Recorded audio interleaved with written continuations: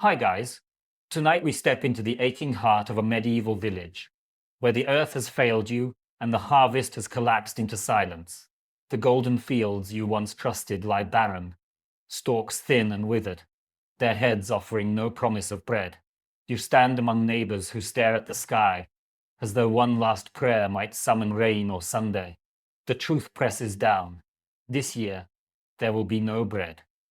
The air is tense with the metallic tang of fear, and you probably won't survive this, not without finding something else to chew, something else to keep the spark inside your chest burning. So, before you get comfortable, take a moment to like the video and subscribe, but only if you genuinely enjoy what I do here. And tell me, where are you listening from? And what time is it in your corner of the world? Now, dim the lights and imagine the low murmur of your stomach echoing through the hut. The thatched roof drips with cold rain, and a single candle fights the darkness. You know bread is gone, and with it, a sense of security. It was more than food, it was the very measure of life. Without bread, you feel as if your place in this fragile order is unraveling. A mainstream historical fact tells us that in medieval Europe, bread could account for up to 3/4 of a peasant's daily calories. A loaf was not a luxury, but the baseline, the unshakable rhythm of every day. Remove that, and you've stripped away both nourishment and ritual. Families measured days not in hours, but in how much bread remained.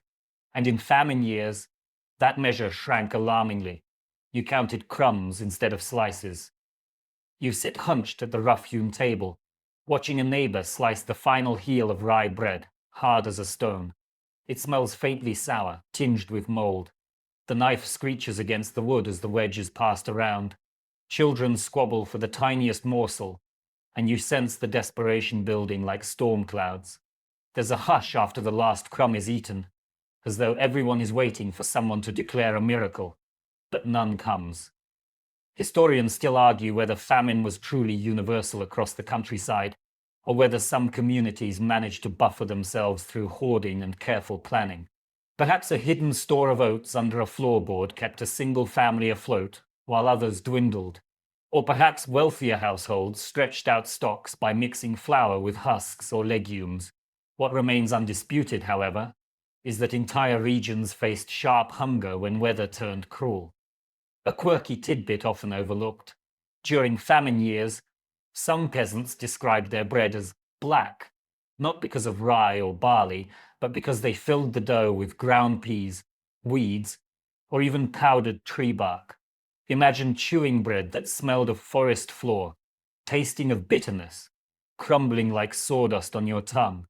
It was bread in name only, and yet it kept you alive another day. You lean back, ribs pressing against your rough wool tunic, wondering how many days can pass before your body begins to betray you. Hunger makes your senses sharper, cruelly so. The faint smell of smoke from the neighbor's hearth feels like a feast. The sight of a stray chicken darting across the yard makes your mouth flood with saliva. Even the sound of rain on the thatch feels heavier, reminding you of ruined wheat fields beaten flat. You trudge through the village, seeing despair carved into every face. The blacksmith no longer hammers. He lacks strength. The children play sluggishly, tossing pebbles instead of running. You hear one woman whisper about mixing sawdust into gruel, another about catching rats. Hunger becomes the only topic, the only thought, the only prayer. Night deepens, and you lie on the straw bed, belly gnawing itself into knots. Your mind drifts to the stories told by elders that hunger reveals true character. Some neighbors grow generous, offering their last onion. Others bolt their doors and watch through cracks as the desperate beg. You wonder where you will fall. Would you share your last loaf, or guard it like treasure, even from your own kin? In the flicker of your candle, you see the shape of the year to come, one without bread, one where every mouthful is an improvisation, an invention born of despair. The fields have failed you, but the story is only beginning. You don't yet know what strange, bitter, or barely edible foods will carry you forward. You only know that survival will demand more than hope. It will demand a stomach hardened to things you never imagined eating. And so, tonight, The story begins, not with abundance, but with absence. The year without bread. You wake the next morning with the same emptiness coiled in your belly, a hollow drumbeat that follows you out the door. The mist lies low over the fields, hiding the stunted stubble of last year's harvest. You walk slowly, head bent, eyes scanning the ground for something, anything that might fill the gnawing ache. In a world without bread, you are forced to look downward, into the soil itself, where roots hide quietly like secrets waiting to be pulled. A mainstream historical fact, root vegetables such as turnips, parsnips, and carrots were the unglamorous backbone of survival for peasants. They did not command feasts or poems, but in times of famine they offered life. These roots, buried deep, were less vulnerable to hail or drought than the exposed heads of grain. You squat in the mud, digging with calloused fingers, tugging at the stubborn greens. Your nails fill with dirt as the knobby body of a parsnip comes free, pale and misshapen, smelling faintly of earth and bitterness. Yet you are grateful. You chew it raw, and the sharp taste jolts your tongue. It is not pleasant, but it silences your hunger for a moment. You picture boiling it later, softening it into a weak broth that will stretch across your family's bowls. The pot will bubble, releasing a steam that smells faintly sweet, though thinner than the rich stews of better years.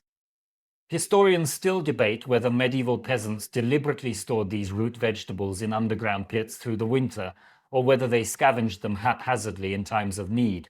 Some accounts describe careful cellars dug beneath homes lined with straw, where turnips kept for months. Others suggest that desperate peasants clawed frozen ground to free whatever remained in the fields, scraping frost from their beards as they dug. Whichever was true, the image remains. Survival hinged on these humble plants. A quirky tidbit emerges when you listen to village gossip.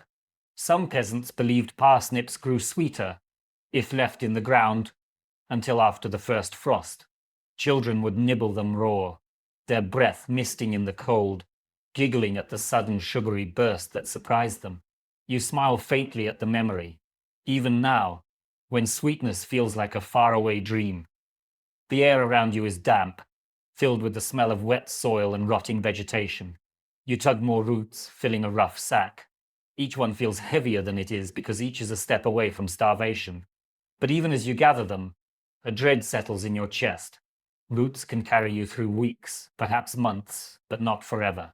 Hunger lingers at the edges, whispering that this is only a pause, not a solution. You notice the neighbors, too, bending low, their cloaks soaked with dew. Some carry crude digging sticks, others use their hands. Everyone pretends not to notice when two villagers lunge for the same swollen turnip. They avert their eyes afterward, ashamed at their own desperation. Hunger strips courtesy quickly. Later, in the smoky interior of your hut, the roots boil in a cracked pot, the fire weak but stubborn. The water turns cloudy, a faint promise of flavor. Children sit close, eyes following every bubble. The smell is faint, earthy, like steam rising from wet fields. You sip the broth, thin as it is, and it warms your belly. For the first time in days, you feel something close to comfort. Still, the thought gnaws at you. Roots alone will not carry you through. You know they are plentiful now, but by spring they will shrivel. The cellar will empty. You will need more. Always more. The famine year has only begun, and already you sense the cunning it will require. You lie down that night with the taste of parsnip still clinging to your teeth, a faint sweetness tucked into your memory like a secret treasure. The hunger is not gone, but it has loosened its grip, if only briefly. Tomorrow you will dig again. Tomorrow you will search deeper. The soil has become your table, and you pray it does not close its hand against you. The frost hardens across the village paths, crunching beneath your worn boots as you wander farther than usual. The roots you clawed from the earth yesterday have already begun to dwindle, and your belly insists on more. So you turn toward the forest's edge, where the tall oaks stretch bare branches against a pale sky. Their presence whispers of something most people only consider when desperation sharpens its teeth. acorns. One firmly documented detail from the period is that peasants often turned to acorns as a last resort in years of famine, not the sweet chestnuts prized in noble kitchens, but the bitter oak acorns that clattered onto the forest floor. They were abundant, yes, but almost inedible in their raw form. Still, hunger transforms what seems impossible into necessity. You stoop, gathering the hard-shelled nuts into a woven basket, fingers numbing in the cold. The acorns smell faintly tannic, their shells smooth and cold as stones. Back in your hut, you dump them on the table, the sound like a scatter of dice. Cracking them open takes patience. The meat inside is pale and dense. You know the bitterness will bite at your tongue, so you follow the half-remembered advice of your grandmother. Soak them in running water, again and again, to wash away the cruel tannins. You picture the villagers trudging to the riverbank, burlap sacks filled with acorns dangling in the current for days, until the water carries the harshness downstream. The question lingers among experts whether acorns truly became a staple during great famines, or whether they remained a marginal food, remembered only because of their bitterness.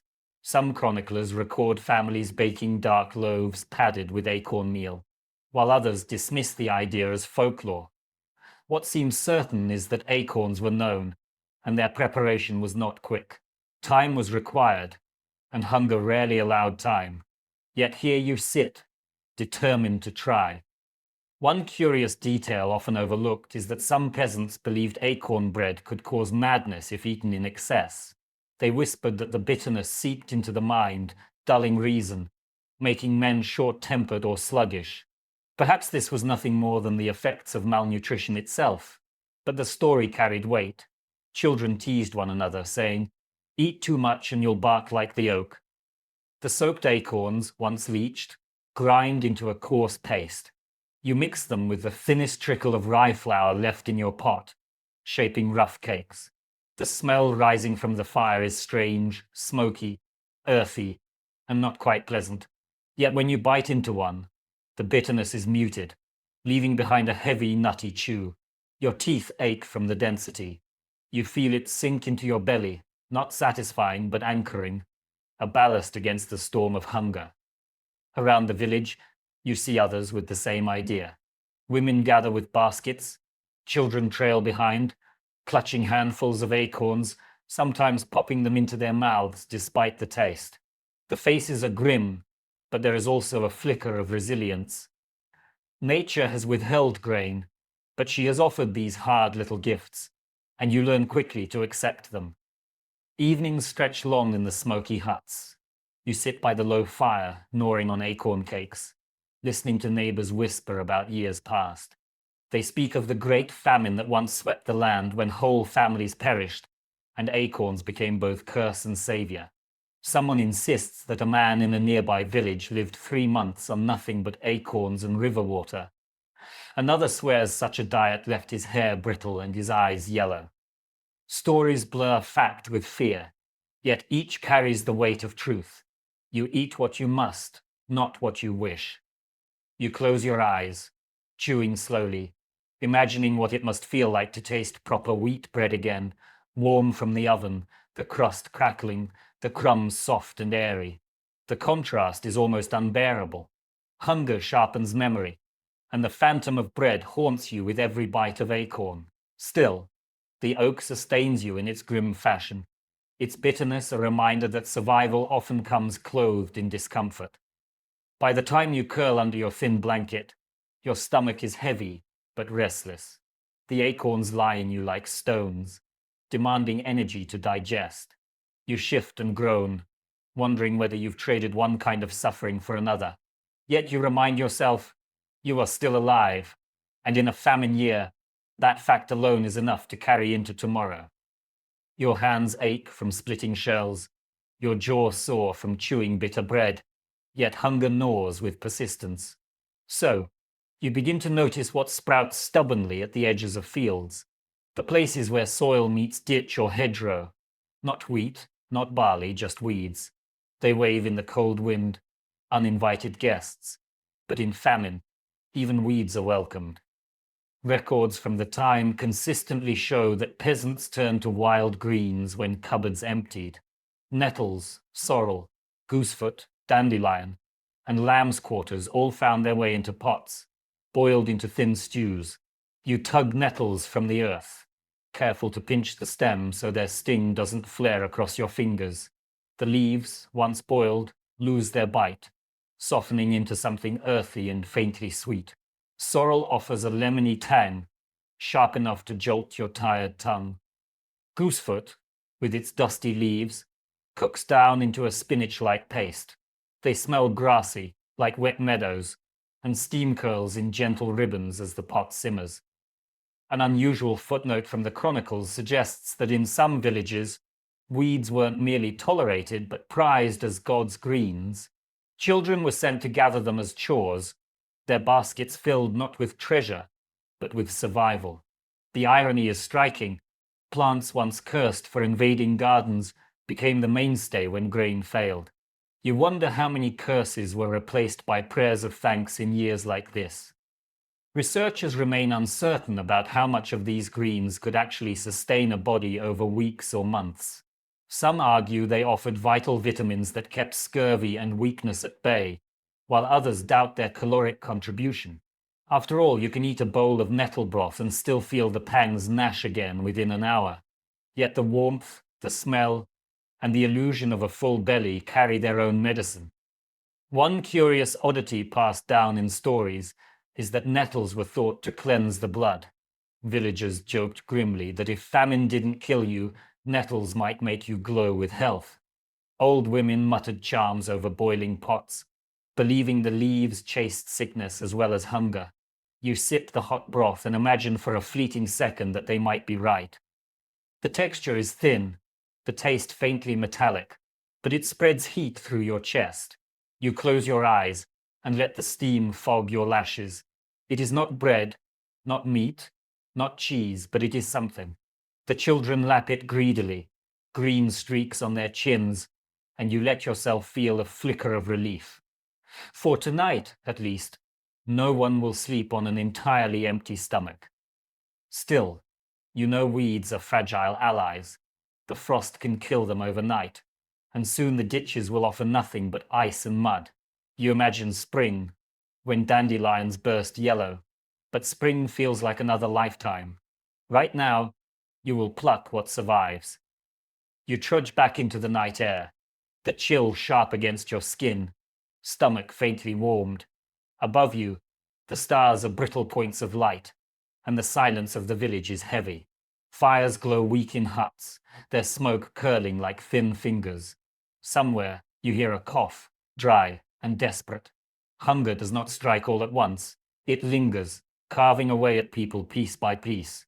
You wonder who will still be here when the weeds vanish and the soil hardens to stone.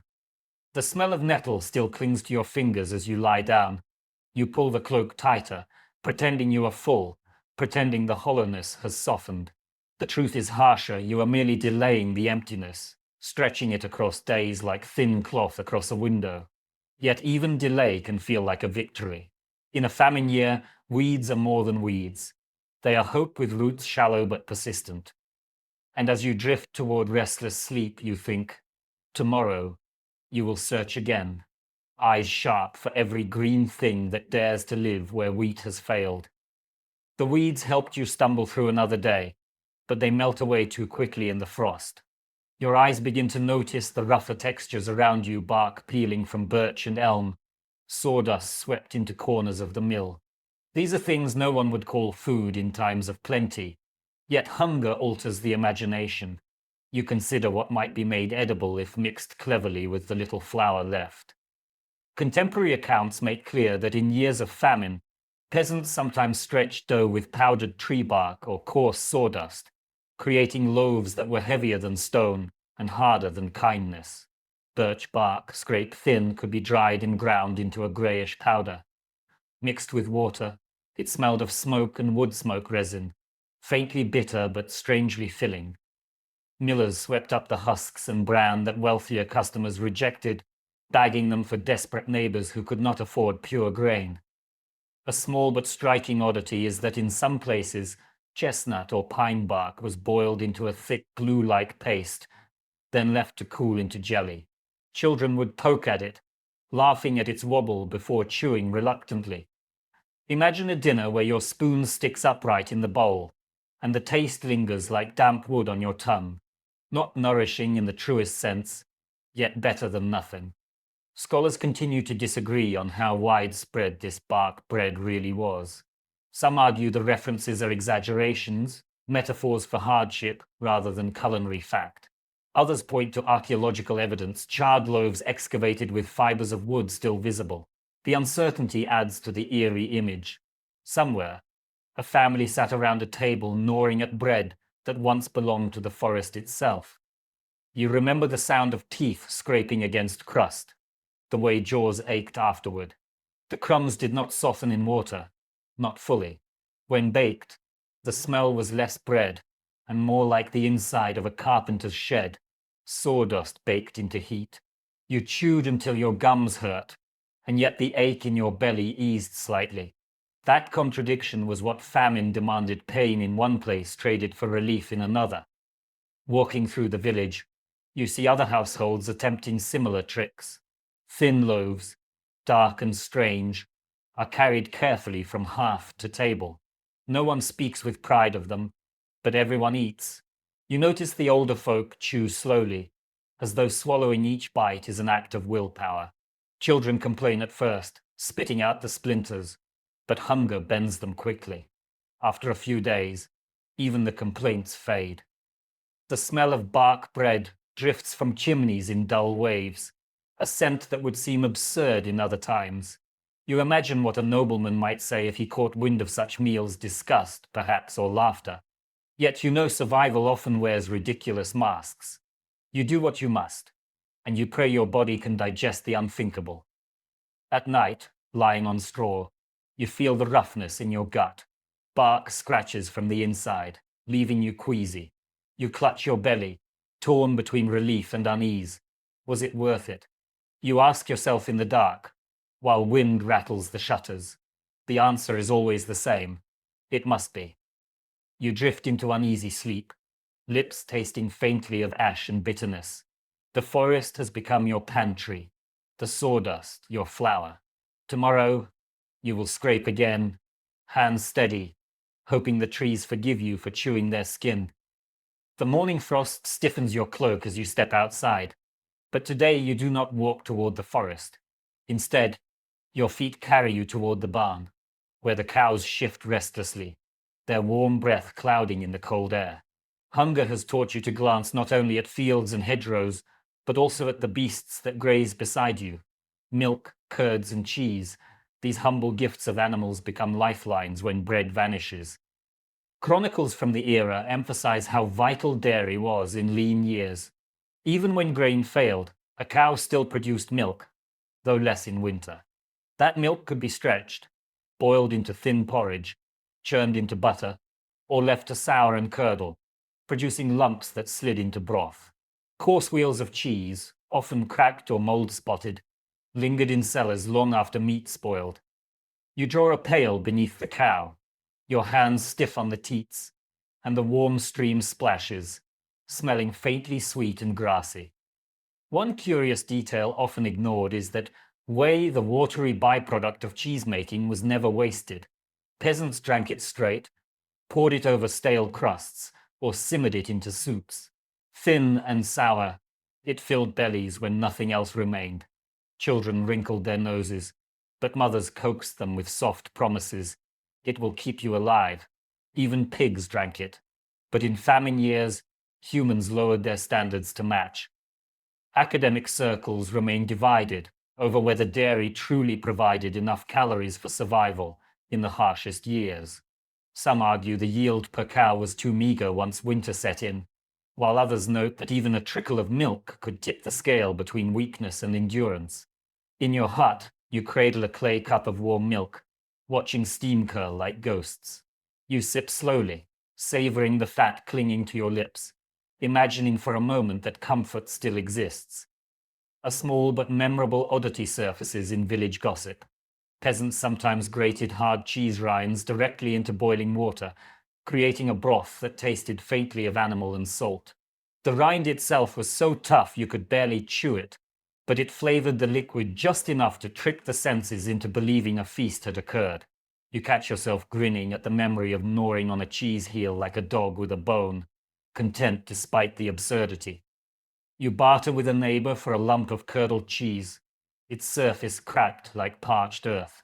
In better years you might have turned it away, disgusted by its smell of sour hay and damp cellar. Now you slice it carefully, sharing it out in wafer-thin pieces. The children close their eyes as they chew, as though imagining it richer than its island. You watch their cheeks hollow and their hands shake, but you also see the faint spark of satisfaction, the spark that tells you another day has been won. By candlelight, you hear stories of monasteries that kept vast stores of cheese, round wheels stacked high in cool stone rooms. Some monasteries shared freely, handing out small chunks at their gates, while others guarded their stores fiercely, convinced that charity would empty their coffers. Villagers tell of pilgrims who traveled miles to stand in line for a crumb of holy cheese, their lips mumbling prayers as if dairy were divine. You picture the queue, faces drawn and eyes fixed on a door, waiting for the chance at nourishment blessed by monks. You curl beneath your blanket that night, with the faint tang of curds still lingering on your tongue. Your body warms from the fat, a comfort greater than weeds or bark. Yet the gnawing truth returns. A cow cannot feed the whole village, nor can a handful of cheese stretch across months.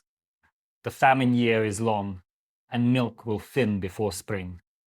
Still, as you drift into uneasy dreams, you remind yourself that survival is made of small victories. Tonight, cheese has carried you. Tomorrow, who knows what strange salvation will appear. The fire sputters low in the hearth, shadows trembling against the soot-stained walls. Your belly rumbles again, not from emptiness alone, but from the thinness of yesterday's meal. Dairy softened the edge of hunger, yet it never stayed long. So you turn to what has always been the peasant's fallback: pottage. Not the rich stews of nobles, thick with meat and spice, but the watery cauldrons that bubble endlessly in cottages, catching whatever scraps happen to fall in. Chroniclers frequently note that the perpetual pot was the most common form of sustenance across medieval Europe. A single pot often hung over the fire day and night, never emptied, simply topped up with water and new ingredients. A turnip one day, a handful of beans the next, a bone gnawed nearly clean dropped in for flavor. The broth grew darker, cloudier, stranger with each addition. You ladle it into wooden bowls, steam curling against your chilled face. It smells of earth, smoke, and faint sweetness, but never quite enough to satisfy. One unusual observation in surviving recipe fragments is that pottage was sometimes stretched with handfuls of straw or hay, not for nutrition, but to thicken the liquid and fool the mouth into believing it chewed substance. Imagine gnawing on softened stalks, swallowing fibers that scratch all the way down. People laughed at the absurdity, but laughter came with full mouths, or as close to full as they could manage. The scholarly community remains divided about how effective pottage truly was at sustaining life during famine years. Some argue it delivered crucial calories by combining legumes, fats, and grains in small amounts. Others suggest it was more psychological, a ritual of eating together that kept despair from taking root too quickly. After all, a steaming bowl shared by family, no matter how thin, warmed more than the stomach. A curious anecdote tells of villagers dropping pebbles into the pot, not to eat, of course, but to weigh it down so the broth seemed more plentiful. Children were told the stones gave strength, and they would clink their teeth on them before laughing nervously. The ritual mattered as much as the liquid itself, a trick of hope disguised as supper. Tonight, you stir your own pot with a rough wooden spoon. The broth is thin, tinted green from nettles, dotted with lumps of parsnip and a sliver of cheese rind. The smell is humble but comforting, and the act of stirring feels ancient, connecting you to countless hands that did the same in centuries past. You taste cautiously, the liquid scalds your tongue at first, then leaves behind an earthy tang. You close your eyes, pretending the flavor is fuller, thicker, richer than its island. The children slurp noisily, exaggerating their delight. You know they do it partly for your sake, to ease your heart. You watch them lick their bowls clean, fingers chasing the last streaks of broth. Their eyes glisten not with satisfaction, but with determination, and you marvel at the resilience hunger breeds. As the night deepens, neighbors drift in with small offerings, a handful of beans, a cracked onion, a strip of dried fish skin. Each contribution drops into the cauldron with a hiss, and the aroma shifts again. There is a quiet solidarity in the circle around the fire. Hunger isolates, but pottage draws together, weaving thin strands of community where famine threatens to unravel it all. You fall asleep with the smell of smoke and broth clinging to your hair, belly faintly warmed. Outside, frost coats the hedges silver. Inside, the pot still simmers, low and steady, waiting to receive whatever scraps tomorrow may offer. Survival, you realize, is not always about abundance. It is about keeping something, anything, bubbling through the night. The forest looms at the edge of your world, a tangle of bare branches, damp earth, and the whisper of creatures unseen. Hunger drives you there, away from the tilled fields that have failed you, into the wild where food hides in shadows. You push past brambles, the chill of morning dew soaking through your cloak, and your eyes sweep the ground with new intent. This is not a stroll of curiosity, it is foraging, and it may mean the difference between life and collapse. Medieval records make plain that peasants often turned to the woods for sustenance during famine years. Hazelnuts, wild berries, mushrooms, even chestnuts in some regions all became prized discoveries. You kneel by a hazel thicket, fingers trembling as you search for the hard little nuts hidden under leaves. They smell faintly woody when cracked, their kernels small but dense with oil. You pop one into your mouth, crunching through the earthy shell, and though it barely touches the hunger, it gives your spirit a flicker of relief. An unusual note preserved in local folklore tells how children were sent into the forest armed with baskets, not only to gather berries and nuts, but to scare away birds that competed for them. Some villagers tied small bells to the children's waists, so the constant jingling echoed through the undergrowth. The forest became a symphony of desperation, metal and laughter ringing out against the hush of trees. You imagine the noise, half play and half survival. There is no consensus among scholars about the safety of mushrooms in medieval diets. Some sources insist that villagers could distinguish the edible from the poisonous with remarkable skill, while others believe mistakes claimed countless lives. You crouch now at the base of an oak, staring at the pale caps clustered like teeth. Do you dare? Your grandmother's voice echoes. Red ones kill, white ones deceive. Still, your stomach twists, and your hand hovers closer. The risk is real, yet hunger mocks hesitation. One odd story clings to your mind. A man once boasted of surviving an entire season on nothing but boiled nettles and mushrooms, yet the villagers swore he grew shorter by the end of winter, as though the forest had shrunk him. Perhaps they only meant his cheeks hollowed, his back stooped, but the image lingers, a caution and a joke at once. You gather what you can: nuts, a handful of berries lingering on thorny vines, and a few mushrooms you think might be safe. The basket feels light, but it rattles with promise. As you return through the forest, the air is thick with the smell of wet leaves, and every rustle makes you glance over your shoulder. Hunger dulls fear, but it never quite erases it. Back in the hut, you roast hazelnuts over the fire, their shells cracking sharply, scenting the air with a faint sweetness. The children lean close, eyes wide, as if a feast has returned to the table. You stew the berries into a thin mash, their sourness sharp but refreshing against your tongue. The mushrooms you boil thoroughly, praying your caution was enough. The broth smells earthy, dark, like damp soil warmed by fire. You sip slowly, tasting both life and danger in every swallow. As the night deepens, you reflect on how the forest feeds you differently than the fields. Grain is predictable, measured in sheaves and sacks. The woods are fickle, offering bounty one day and emptiness the next. Yet here, in famine, unpredictability feels like hope. Each walk into the trees might bring disaster, or it might bring a handful of hazelnuts that carry you through another day. You settle onto your straw bed, belly lined with nuts and berries, the faint dizziness of mushrooms humming in your veins. Your body is still hungry, but it is no longer desperate. The forest has whispered its reluctant mercy. Tomorrow you will return again, stepping quietly under the branches, ears pricked for birds, eyes scanning for the next miracle hidden beneath leaves.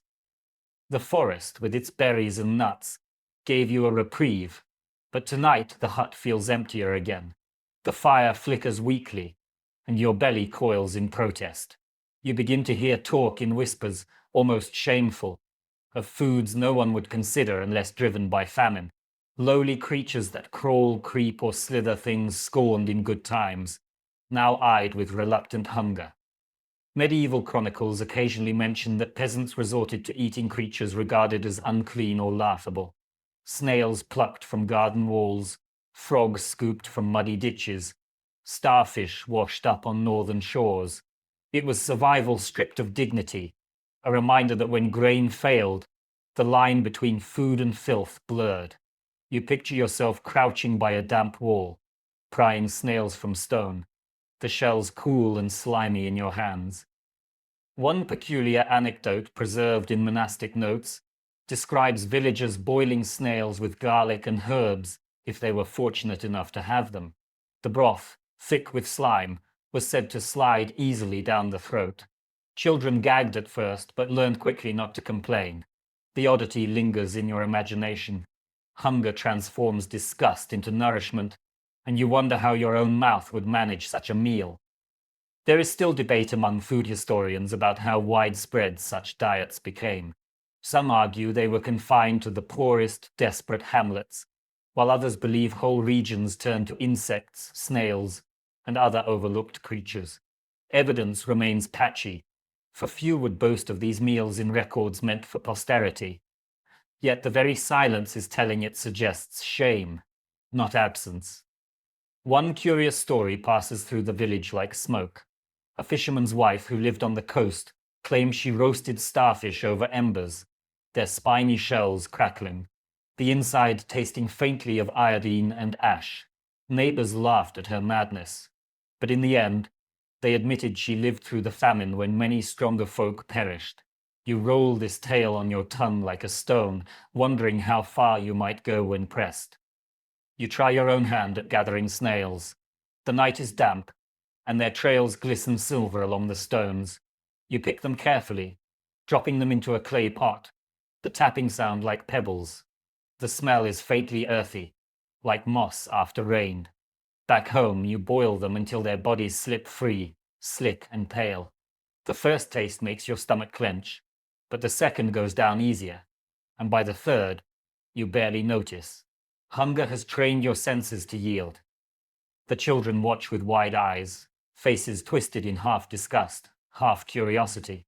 You coax them gently, telling them the snails are just forest meat. They chew reluctantly, swallowing with grimaces, but soon they too are quiet, their small bellies stilled for now. You look at them and feel a strange mix of sorrow and pride. They are learning too early what you hoped they would never need to know. Outside, the village is hushed, but you sense the same experiments happening in other huts. A faint smell of boiled frogs drifts from a neighbor's chimney. A child whispers of beetles roasted on a flat stone. You realize famine is not only a test of endurance, but also of imagination. The land still offers food, if you are willing to lower your pride and your expectations. Lying down that night, the taste of snails lingers. Not unpleasant, not pleasant, simply there. A reminder etched into your tongue. Your belly is steadier, your body less hollow. Yet your mind circles the same question. What else lies in the margins of possibility? How much lower will you bend to keep living? The famine year is teaching you that survival is not noble, not clean, not glorious. It is crawling, creeping, chewing what once disgusted you, and rising again to do it tomorrow. The snails eased your hunger for a night, but they offered little strength. By morning, your limbs feel heavy, and your thoughts drag like stones. You look beyond weeds and roots, beyond insects and bark, and your eyes turn toward the slow-moving streams that cut through the village. The water glimmers faintly under the weak winter sun, and you realize the riverbed hides creatures far richer than snails: fish. Accounts from the period consistently mention that peasants leaned heavily on rivers and ponds during times of famine. Eels, minnows, carp, and even crayfish were coaxed from the water with cunning tools. Fishing was not always permitted. Lords often claimed rights over certain waters, but desperation dulled obedience. You gather willow branches and weave them into a crude basket, its shape narrowing like a funnel. Dropped into the shallows, it becomes a trap. You wait, shivering, until the wriggling begins. One curious record describes eel hunting as almost a ritual. Peasants marched into marshes barefoot at night, feeling for the slick bodies with their toes. The sensation was so unnerving that even hardened men shuddered. Yet the prize was worth it. Fatty, rich flesh that filled stomachs longer than any nettle stew. You imagine yourself wading through black water, heart pounding as something living slithers beneath your feet. Scholars remain divided on how reliable fishing was in famine years. Some point out that overfishing quickly emptied streams near villages, leaving families wandering miles for a catch. Others believe ponds and rivers were carefully managed, providing lifelines precisely because peasants knew their limits. Whatever the truth, you now pull your trap from the water, and inside a small carp flaps wildly, scales glistening silver like coins in the sunday. An unusual tidbit tucked into folklore tells of peasants who believed eels carried the souls of the dead. To eat one was to invite ghostly whispers into your dreams. Yet in hunger, superstition bends. You gut the fish carefully with a dull knife, the smell of river mud thick in your nostrils. The flesh is pale, flaking under heat, and when you place it on your tongue, the flavor is almost overwhelming, oily, rich, and savory in a way you had nearly forgotten. The children gape, their mouths shiny with grease, chewing greedily. For a brief moment, the hut feels festive, as though a holiday feast has returned. You close your eyes, savoring the heat of protein spreading through your chest. The fish is not only food, but memory, the memory of better days when the river's catch was a supplement, not salvation. Outside, other villagers gather at the banks. Some kneel with spears, others craft lines with hooks of bent wire. The air fills with laughter and frustration. Curses when a fish slips away, cheers when one is caught. For the first time in weeks, the village feels alive, as though hunger has driven everyone into a common hunt. Smoke begins to rise from chimneys, carrying the unmistakable scent of fish roasting over coals. Night falls, and you sit back, belly heavier than usual. Yet in the quiet, you wonder how long the river can sustain so many. What will happen when the fish are gone, when nets come back empty? Hunger teaches you to savor each victory without trusting it to last. Still, you fall asleep with the taste of river fat clinging to your lips, dreaming of streams that never run dry. The fish gave you strength, but strength is dangerous when mixed with desperation. With it comes a restless boldness, and soon you hear whispers of choices far riskier than rooting for weeds or dangling traps in the river. The forest teems with larger prey, deer, boar, hare, but these creatures are not yours to claim. The law is as clear as the sky is cold. Game belongs to the Lord, not to the peasant. To hunt without leave is to court punishment, sometimes the gallows. Yet famine blurs the line between crime and survival. One firmly recorded detail from the period is that poaching was widespread in years of scarcity. Forest laws forbade peasants from snaring or spearing deer, yet countless men slipped into the trees at dusk with crude boughs, risking everything for meat. The flesh of a single stag could keep a family alive for weeks, and the temptation was irresistible. You imagine yourself moving silently beneath the canopy, every twig a betrayer underfoot, heart hammering in your ears. An unusual chronicle from the 13th century describes how some villagers disguised themselves as monks to poach more safely, chanting prayers aloud while carrying crossbows under their cloaks. The oddity almost makes you laugh. It paints a picture of men half holy, half hungry, gambling salvation for venison. Would you dare such a trick if it meant a hot meal? Researchers remain uncertain about how often peasants were caught and punished. Some documents show brutal sentences, blinding, mutilation, even death, while others suggest lords sometimes looked the other way, knowing too many bodies in the fields weakened their own wealth. Perhaps both were true, depending on the lord's mood and the season. That uncertainty sharpens the tension as you stand in the dark forest, listening for the crack of a branch, wondering if it belongs to a deer or a guard. A curious tale circulates in your village. A man once snared a young boar and fed his entire street for a week, yet he was betrayed by the greasy smoke drifting from his chimney. The lord's men dragged him away, and the villagers whispered that his last words were worth remembering. Better to die with meat in my belly than live gnawing bark.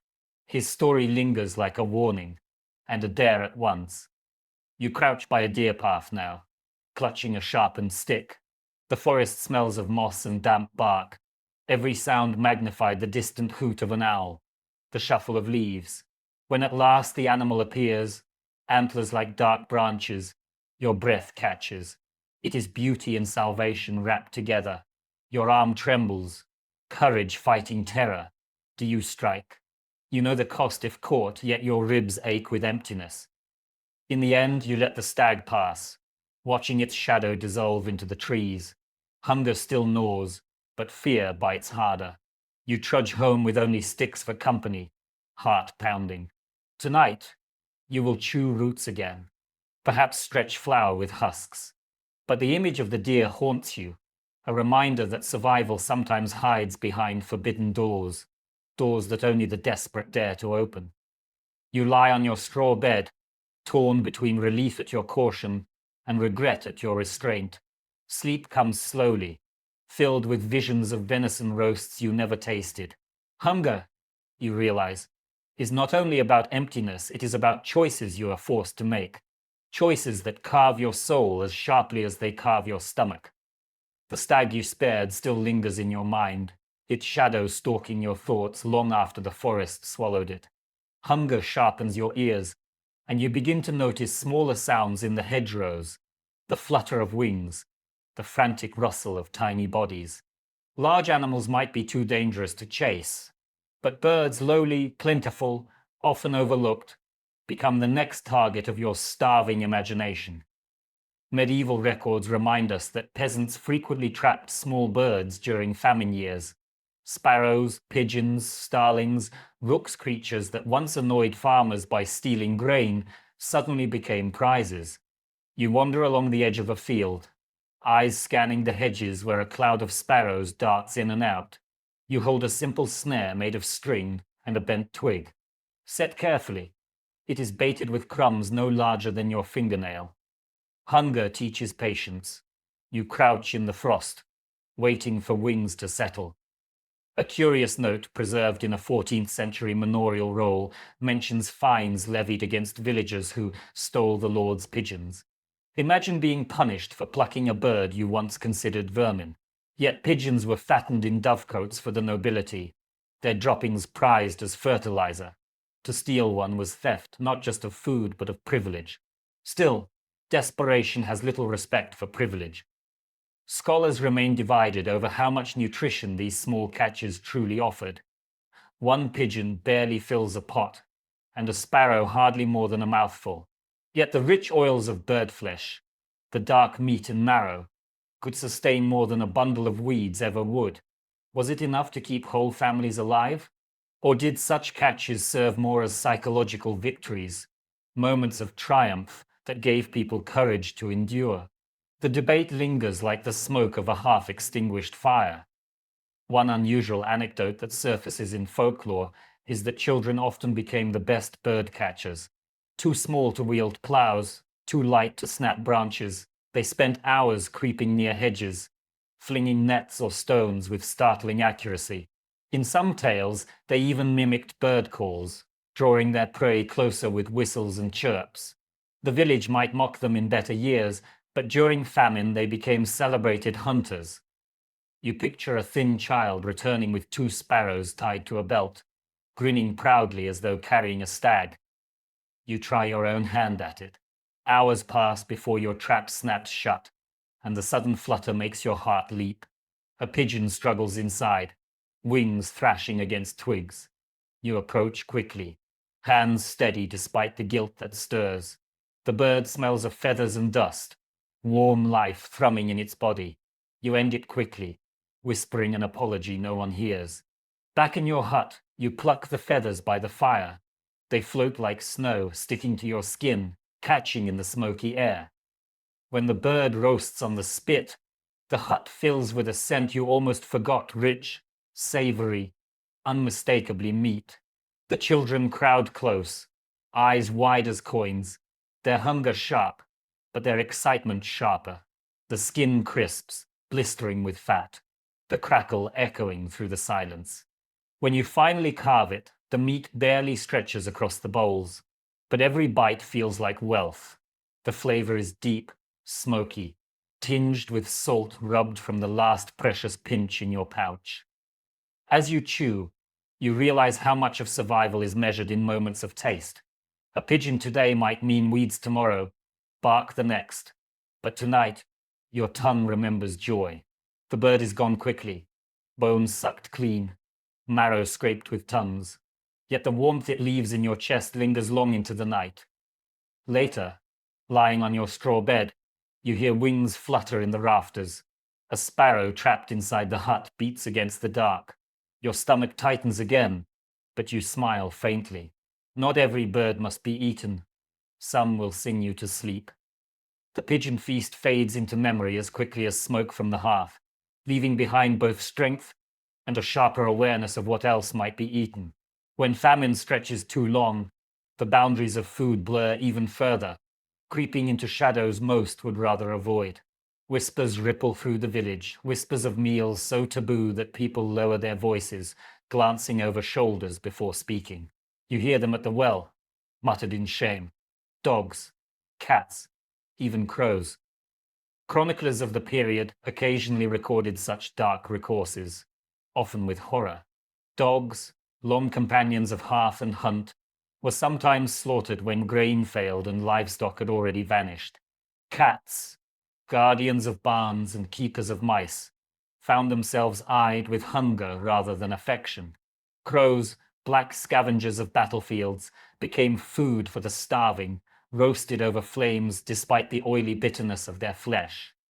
These accounts remind you that famine strips away sentiment as surely as it strips flesh from bone. One odd detail that survives in folklore is that people sometimes justified eating dogs by saying they were closer to pork than beef. The phrase unsettles you, but you understand the need for such fictions. In a world where loyalty and companionship are luxuries, the line between pet and meal blurs. Children wept when their dogs disappeared, but mothers reminded them that grief does not fill a belly. Academics remain uncertain how widespread such practices were. Some argue they were desperate exceptions, rare enough to shock chroniclers into recording them. Others suggest the silence in records hides their frequency, that people avoided writing of it out of shame. After all, who would admit to roasting the family hound or snapping the neck of a barn cat? Silence can bury truth as effectively as soil. A strange anecdote drifts through your mind. An old man once claimed he ate a crow every day for a fortnight, but he insisted he could hear them mocking him afterward. He swore their caws grew louder near his hut, as though the birds knew and were telling tales. Whether true or not, the story makes you shiver, caught between laughter and dread. Your own hut feels different now as you glance at the dog curled by the hearth, ribs showing under his shaggy coat. He lifts his head, trusting eyes meeting yours, tail thumping weakly. Your chest aches with guilt for even thinking it, but hunger pushes thoughts where love resists. You shake your head, stroking his fur, whispering, "Not yet." Still, the thought lingers, heavy as lead. That night, You hear a commotion in the lane. A neighbor has slaughtered his cat, and the smell of roasting meat drifts on the wind. Children argue in hushed voices, some horrified, others curious. You pull your cloak tighter, shutting the shutters to block the scent. Yet the smoke sneaks in anyway, mingling with your own hunger until sleep will not come. When at last you drift into uneasy dreams, you see shadows of animals flickering across your walls, dogs with pleading eyes, cats hissing, crows circling overhead. Hunger twists even dreams into cruel parables. You wake at dawn, unsettled, but alive. The famine year is teaching you that survival is not about choices you want to make. It is about choices you hope you never will. The dog still lies by your hearth, ribs visible beneath his matted fur, and you force yourself to look away. Love is tested most cruelly when hunger sharpens its claws. Yet even as you resist one unthinkable path, another opens beneath your feet. You begin to notice the crawling life in the soil, the beetles that scurry, the worms that writhe after rain, the grubs that burrow into rotting wood. In another season you would shudder or stomp them out. Now, your gaze lingers differently. Documents from certain monastic gardens mention that peasants scavenged insects during lean years, though such notes are often written with disdain. Beetles roasted on flat stones, worms boiled until pale and soft, crickets fried in animal fat, if any could be spared. These small creatures provided protein, though never in amounts that felt like feasting. You kneel in the damp soil, fingers digging, the smell of earth thick in your nostrils, until you lift a handful of wriggling worms. Your stomach clenches with disgust, but the gnawing emptiness urges you onward. An odd footnote in folklore claims that some villagers fed children beetle grubs hidden inside bread dough, hoping the little ones would not notice. The grubs added fat, softening the loaf, though the crunch sometimes betrayed the secret. Children cried when they discovered the trick, but mothers reminded them that tears filled no bellies. You imagine your own hands kneading such dough, whispering apologies with every press. Experts continue to disagree about whether eating insects was common across Europe or confined to isolated communities. Evidence is scarce bones preserve in the soil, but insect shells often vanish. Some scholars argue the practice was a rarity. Others believe silence conceals what was too shameful to record. The uncertainty lingers like the faint hum of wings in the night. One curious tale told around smoky fires is of a boy who claimed to eat spiders for strength.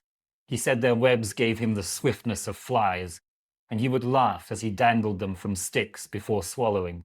Neighbors shook their heads, but when the boy grew tall and wiry despite famine, some began to wonder if he was right. You turn the story over in your mind as you hold a beetle between your fingers, its legs scratching faintly against your skin. Back in your hut, you drop worms into boiling water.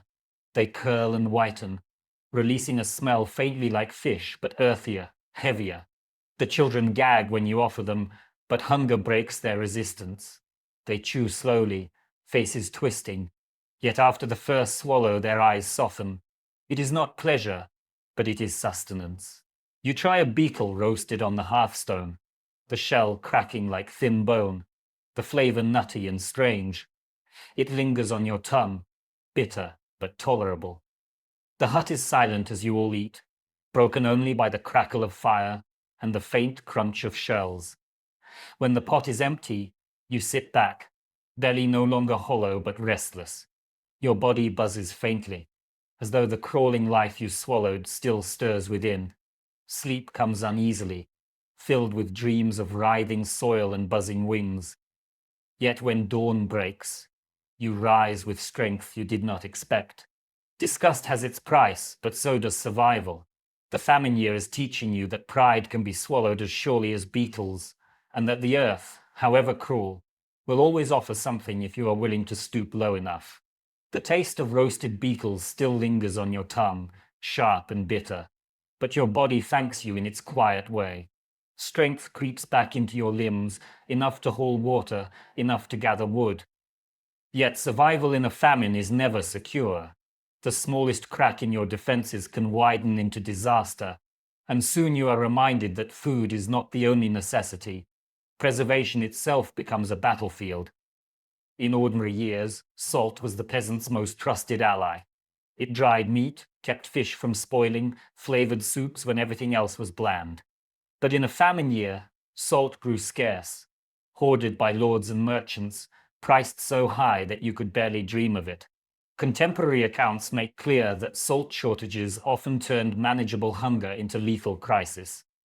Without salt, what little meat you had rotted faster, what fish you caught spoiled in a day, and your body craved the missing mineral like a lover absent from your bed.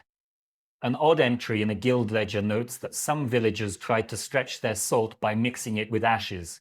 It fooled the tongue for a while, but it gave food a bitter, acrid taste, and many who tried it gave up in disgust.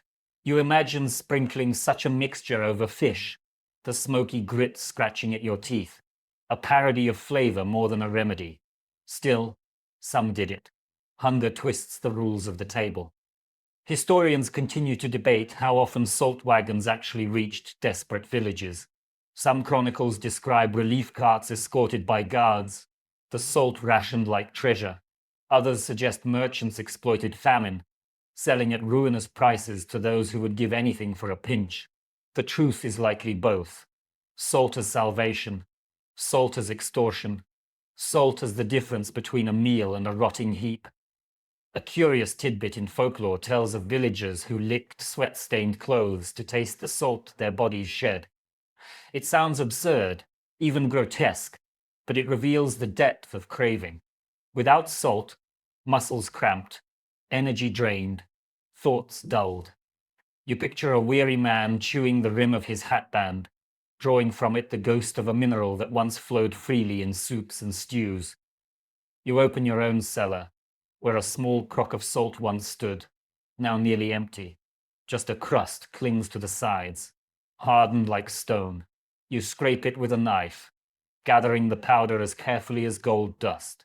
Tonight you will scatter it over roots and nettle stew, and the flavor will bloom on your tongue like memory sharp, essential, reminding you of a world where food was seasoned rather than endured. The children cheer at the faint sparkle of salt in their bowls. Their smiles slice your heart because you know it will not last. Already the pot is nearly bare, and the nearest market is too far, the price too high.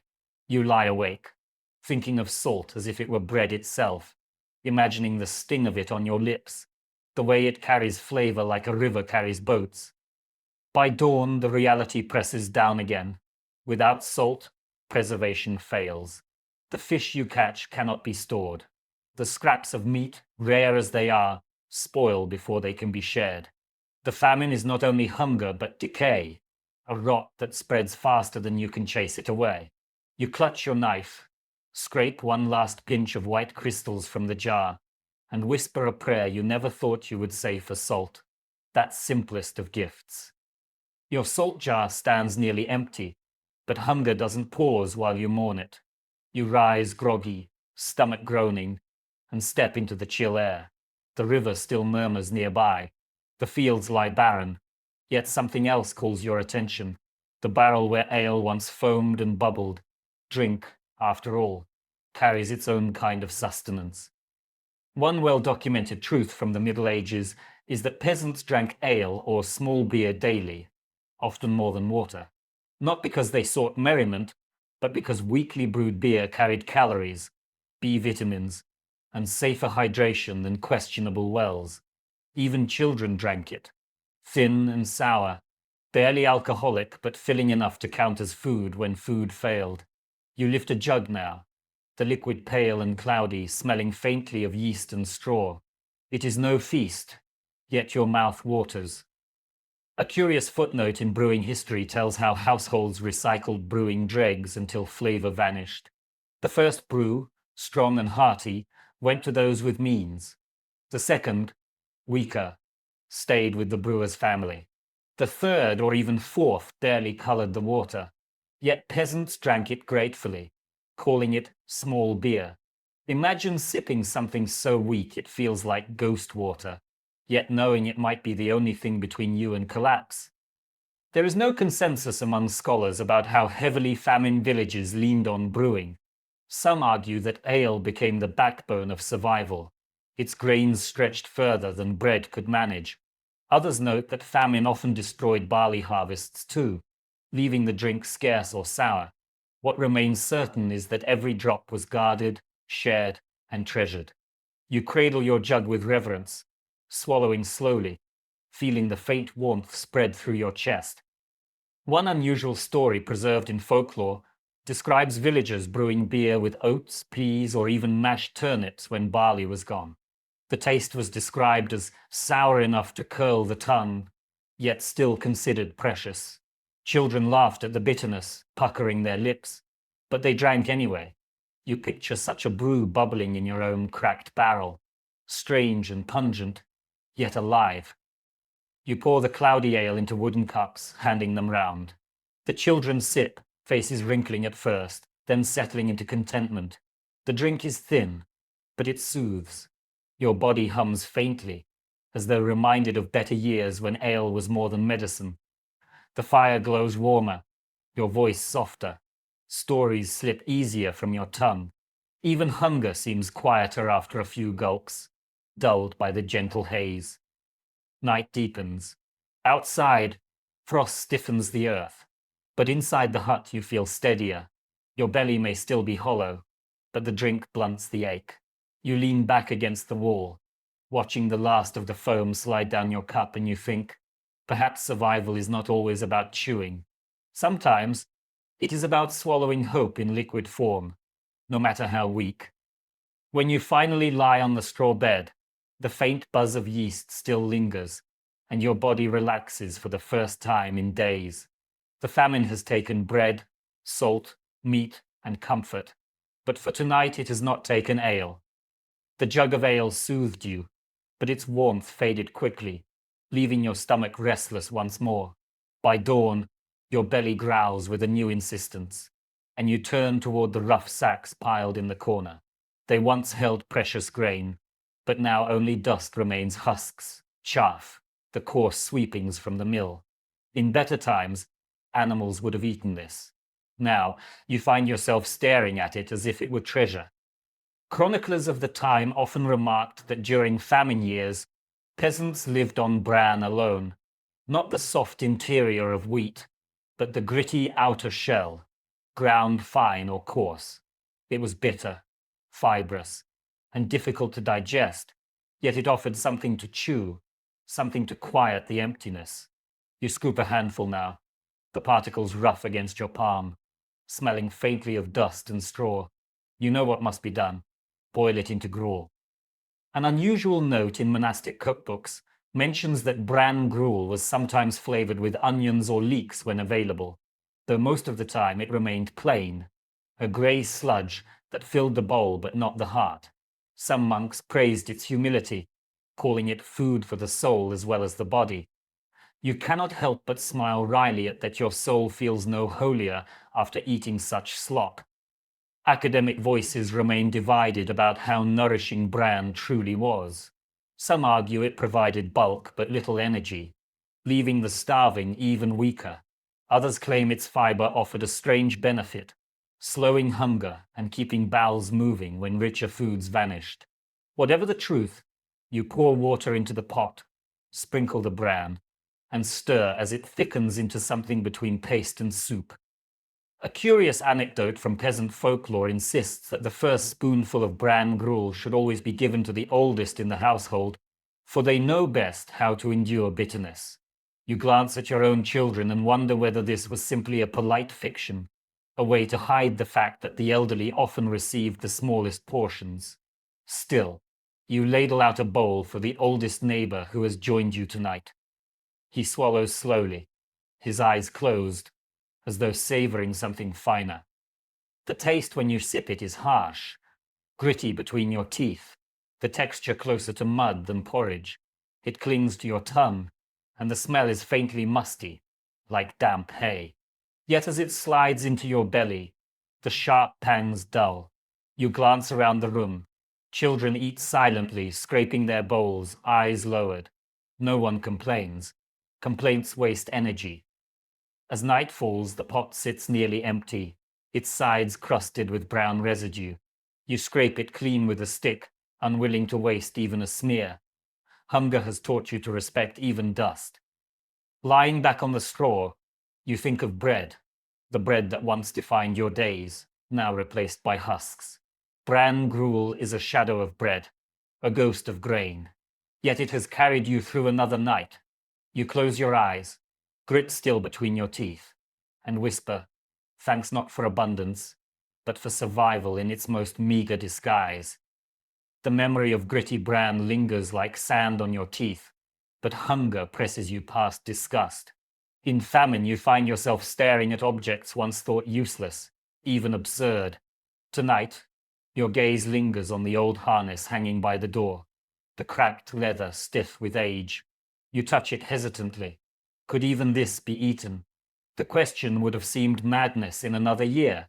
Now, it feels like possibility. Medieval accounts occasionally record peasants boiling leather during the harshest famines. Shoes, belts, harnesses, anything tanned and tough were softened in pots for hours, even days, until the fibers surrendered into something chewable. The broth was thin and bitter, but it held traces of protein and fat. Chronicles of the Great Famine of 1315-17 mention families gnawing on boot soles, the smell of wet hide filling their huts. You stare at your own boots and wonder how many more weeks before you make that choice. One curious detail that emerges from old diaries is that boiling leather often released the smell of smoke and dung, a reminder of the tanning process. Some swore it left their huts reeking for days. Others insisted the odor faded into the background once hunger did its work. You wrinkle your nose even as you imagine the pot simmering, hide softening, broth darkening into a liquid that might be swallowed. The scholarly community remains divided on whether boiled leather provided genuine sustenance or merely illusion. Some argue it gave enough protein to keep a person alive. Others suggest it was nothing but desperation masquerading as food, prolonging suffering rather than easing it. Still, the fact remains, people tried, because to try was better than to starve quietly. A peculiar anecdote tells of a knight's horse bridle stolen not for its gold fittings but for the leather itself. Villagers boiled it into a stew and afterward claimed they could feel the strength of the beast in their veins. Whether truth or superstition, the story traveled, becoming half comfort, half jest. You think of it now, gripping your own harness, whispering, perhaps it carries the strength of oxen. You place strips of leather in the pot, cover them with water, and set them above the weak fire. Hours pass. The smell rises, acrid and smoky, making the children gag. But when you finally ladle the broth, it is dark, oily in patches, almost meaty in appearance. You chew a softened strip. It resists, then yields, rubbery and sour. The broth itself tastes like ashes soaked in rain. You swallow with effort, but the ache in your belly eases. That is enough. The children sip reluctantly, noses wrinkled, but they finish their bowls. Silence hangs heavy afterward, not satisfaction but resignation. This too is food now. You scrape the pot clean, your fingers greasy with the strange residue. Hunger has rewritten the definition of a meal. That night you lie awake, stomach churning faintly. The broth sits uneasily inside you, but it holds you upright, breathing, waiting for another dawn. The famine year teaches you that survival sometimes means chewing the very straps that once pulled your plow, swallowing the skin of your own labor. You close your eyes, and the taste of leather clings stubbornly, a reminder that nothing in your world is safe from hunger's demand. The taste of leather still sits like a ghost on your tongue, but hunger gives you no time for revulsion. Another dawn breaks, pale and grey, and you find yourself staring not at the forest, not at the field, but at the faces around you. Hunger is not just about what you can scavenge, it is also about what you can bargain. In famine, food becomes currency, and currency becomes whatever scraps of value you can muster. One well-attested reality from medieval life is that peasants bartered constantly. But famine turned barter into desperation. A day of labor might be traded for a bowl of gruel. A woolen cloak could be exchanged for a handful of peas. Even dignity became a coin in circulation. You recall stories of neighbors mending roofs or carrying water all day, rewarded not with coins but with half a loaf. Tonight, you weigh the worth of your own strength, wondering how many hours of toil might purchase a turnip. A curious note survives in court records describing how gossip itself became a form of trade. Information who had flour hidden, who had a pig in secret, who might lend a pot of ale was passed like coin. Some gave such knowledge freely, others demanded payment in kind. Imagine selling a rumor about your neighbor's cellar in exchange for a sip of broth. You shudder, but, famine bends morality until it snaps. There is still disagreement among scholars over how far barter systems replaced coinage in crisis years. Some argue that famine sharpened reliance on local exchange. Others insist that markets limped on even in scarcity, with coins clinking weakly though their value shrank. The evidence is scattered, much like the hunger itself, never uniform, always shifting. But one truth stands clear. The poor had to trade whatever they still possessed, even if it was themselves. A peculiar anecdote lingers from folklore. A widow traded her comb of polished bone for a sack of beans. When her hair grew wild and tangled, villagers teased her, but she replied, "Better to live with knots than to die with braids." Her words echoed long after, a proverb born from hunger's cruel humor. You repeat it under your breath now, fingering the simple knife at your belt, wondering whether it too might soon be worth a meal. You find yourself bartering labor for scraps. You carry buckets for a neighbor too weak to fetch water. In return, he shares a crust hardened nearly to stone. You chew slowly, each bite echoing like a bargain sealed. Another day, you sweep ashes from a hearth, rewarded with a thin ladle of broth. The broth tastes mostly of smoke, but it warms your belly nonetheless. Dignity frays quickly. You overhear whispers of women offering more than labor in exchange for food. Their voices are low, their eyes downcast, but the rumors spread. Hunger is not only about bodies wasting, it is about choices forced upon them. You feel the weight of it in your bones, the knowledge that everything can be bought, everything can be sold, if the price is measured in survival. That night, you share your small winnings with the children, who chew noisily, unaware of the bargains you struck to bring food home. You watch them eat and tell yourself it was worth it. Every blister on your palms, every ache in your back. Yet you also know tomorrow you will have to trade again, and the pool of what you own shrinks with each bargain. As you curl beneath your cloak, you realize famine is not only about foraging or boiling bark. It is also about navigating a new marketplace, one where value slips and shifts like sand.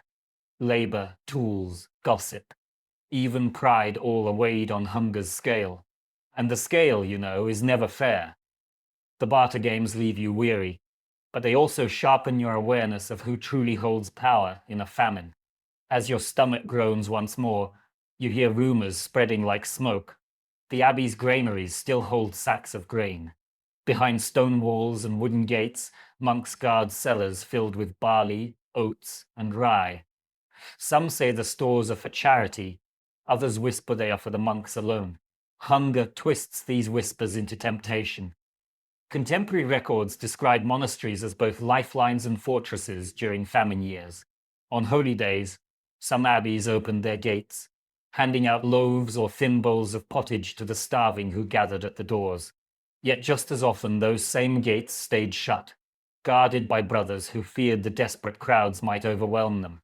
You stand at the edge of the road now, watching a line form at the abbey's entrance, faces gaunt, eyes hollow. The smell of bread drifts faintly from within, enough to make your jaw ache with longing. A curious entry in a parish chronicle tells of villagers sneaking into monastery fields at night to glean stray ears of grain. They whispered prayers even as they stole, hoping divine ears might forgive theft when it was done with trembling hands. Some were caught and whipped publicly, a cruel irony when the same monks preached mercy. You think of these stories as you glance at the abbey wall, its stones cold and unyielding, its doors bolted tight. Researchers remain uncertain whether monastic charity truly alleviated famine or merely softened its edges.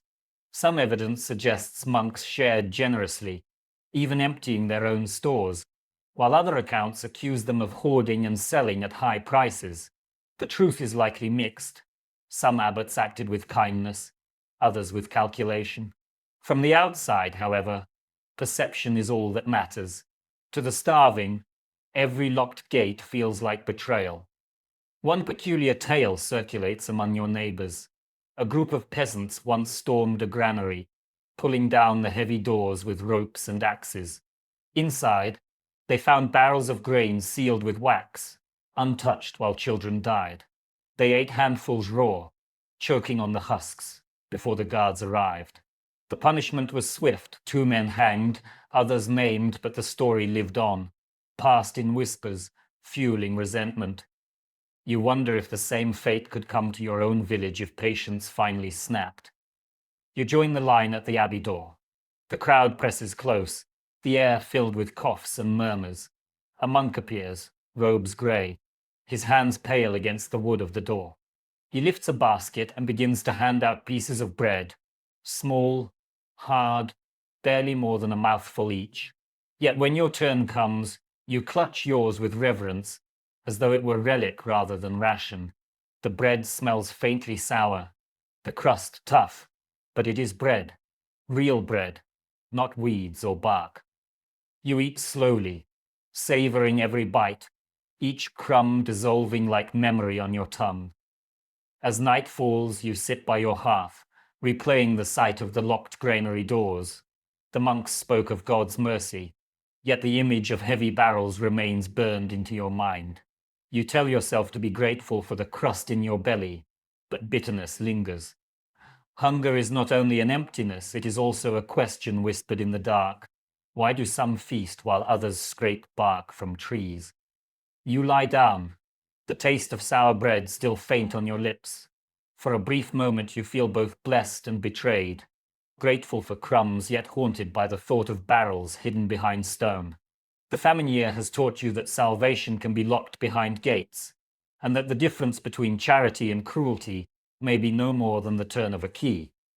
The abbey's crust carried you through the night, but the memory of closed gates and sealed barrels still gnaws at you. Hunger makes you notice not only what is hidden, but also what is handed out in public squares. This morning you hear the bells ring, calling villagers to the churchyard. Whispers pass quickly. Alms will be given today. You join the crowd, pressing close to the doors where smoke from incense drifts into the cold air, mixing strangely with the sharper scent of bread. Medieval records are clear that famine often brought the poor to church steps. Clergy urged the wealthy to donate grain or loaves as charity, and sometimes the parish itself distributed alms to those waiting. You find yourself in that line now, your breath clouding as you shuffle forward. The priest raises a hand, muttering prayers as he hands out tiny portions, stale bread, peas, sometimes just a ladle of broth. Each gift is paired with a reminder that suffering is a test, that patience and faith will be rewarded. One curious note in parish accounts is that alms were often given in public rather than private. This ensured that those who gave were seen by all, their generosity praised openly. Yet it also meant humiliation for the hungry, who stood exposed, marked as needy before neighbors. You feel that sting as you stretch out your hand, the priest's eyes scanning your face, as though weighing both your hunger and your worth. Researchers remain divided on whether these alms truly saved lives or merely prolonged them. Some argue that church charity prevented widespread collapse, offering just enough to keep villages alive. Others believe the gifts were symbolic, too small to matter beyond a single day. The truth seems tangled. A crust here, a ladle there, never enough, but sometimes just enough. An odd piece of folklore lingers in your mind. It was said that bread given at the church door carried more blessing than bread baked at home. Mothers would save even a crumb to mix into later loaves, believing the sacred trace multiplied nourishment. You pocket a crust of your own, not daring to eat it all at once. Perhaps superstition, perhaps faith, but in famine, you take comfort where you can. You watch the crowd disperse, some weeping with gratitude, others muttering with resentment. One man clutches his bread like treasure, another tears into it before leaving the churchyard. A woman kneels to thank the priest, while a child nearby stuffs the crust into a pocket, perhaps to share later, perhaps to hoard. Hunger reveals not only weakness, but also a spectrum of human response. Some turn humble, others defiant, others still quietly cunning. That night, you soak your alms bread in thin broth, letting it swell and soften. The smell is faint but comforting, the taste richer for being sanctified by ritual. The children eat quietly, eyes closing as though savoring a feast. You chew slowly, imagining that each bite carries a sliver of hope along with flour. When you lie down, the memory of the line still flickers, faces hollow, hands stretched, prayers mingling with sighs. The church gave enough to keep you alive, but not enough to silence the hunger. And so you drift into sleep with gratitude on your lips and bitterness in your heart, torn between blessing and burden. The famine year has taught you that survival often arrives not as a banquet, but as crumbs pressed into your palm beneath a priest's solemn gaze. The memory of alms still lingers on your tongue, but your mind drifts elsewhere to the manor hall, where torches burn bright and laughter rises above the cold. You imagine long tables covered with silver dishes, the clatter of knives against roasted meat, the gleam of pies and sweet confections. In the famine year, contrasts sharpen cruelly, and the gulf between your bowl of weeds and their banquet feels like another form of hunger. Documents from the period describe how nobles continued to feast, even in times of scarcity. Imports, stored reserves, and sheer wealth insulated them from empty fields. Almonds, sugar, and spices, luxuries unseen by peasants, appeared on noble tables as though famine were only a rumor. You picture marchpane, an almond confection, molded into towers and castles, glazed until it gleamed like ivory. To peasants, almonds were dreams. To lords, they were decorations. An unusual tidbit surfaces in a 15th century household account. Nobles sometimes fed their hunting dogs bread richer than anything peasants saw in a famine year. The irony stings your children gnaw at bark loaves, while greyhounds feast on white wheat. Such records survive not because they shocked contemporaries, but because they were routine. You imagine yourself peering through the hall's high window, smelling roasted meat while your belly twists. Academics remain divided over how the poor perceived these feasts. Some argue peasants resented them deeply, sparking riots and thefts. Others suggest people accepted them as the natural order, even taking pride in their lord's splendor. Perhaps both were true. Admiration tangled with fury, resignation with envy. Hunger rarely speaks with one voice. One curious anecdote whispers through folklore. A peasant invited to serve at a noble feast once licked the grease from trenchers after the meal, hiding the scraps in his cloak. He was caught, whipped, yet later boasted that even pain could not erase the memory of sweetness on his tongue. His tale spread like legend, half warning, half fantasy. You think of him now as you imagine the lords slicing into marchpane castles while you stir another pot of nettle soup. Back in your hut, you glance at your own fire, a few embers, a cracked pot. You nibble a crust from yesterday's alms and try not to think of banquets. Yet hunger sharpens imagination, and sometimes imagination is worse than emptiness. You close your eyes and taste roasted goose, almond paste, cinnamon dusted on tarts. The flavors are ghosts, but ghosts can torment as cruelly as absence. That night, you whisper to yourself that famine is not only about what you lack, but about what others keep. Envy becomes another kind of hunger, one that gnaws at pride more than stomach. You roll over on your straw, clutching your cloak, and remind yourself, the lords may have marchpane, but you have endured another day. And endurance, in famine, is its own kind of feast. The images of almond marchpanes and noble banquets haunt you long after the fire has died. Yet even in famine, the rhythm of the calendar continues. Feast days arrive, holy days return, and with them comes the expectation of celebration. The irony cuts deep. You are told to rejoice, to honor tradition, while your stomach howls and your hands tremble with weakness. Still, the village clings to ritual, because to abandon it would feel like surrendering the last thread of normal life. Contemporary accounts remind us that medieval communities celebrated festivals even in years of want, though the tables looked meager compared to times of plenty. Candlemas, Easter, Midsummer these days still demanded gathering. Families scraped together whatever they could, a crust saved for weeks, a turnip hidden beneath straw, a cup of ale stretched thinner than ever. Villagers sang and prayed, voices hoarse, yet the ritual itself fed them in ways bread could not. One odd note from a parish chronicle describes a famine year Easter feast, where the lamb served was in fact sculpted from parsnip, shaped carefully to mimic meat. Children laughed, half delighted, half confused, while adults chewed in silence, pretending for a moment that ritual had been preserved. You imagine your own neighbors carving a lump of root with solemnity, blessing it as though it were the finest roast. Researchers remain divided over whether these ritual feasts strengthened morale or deepened despair.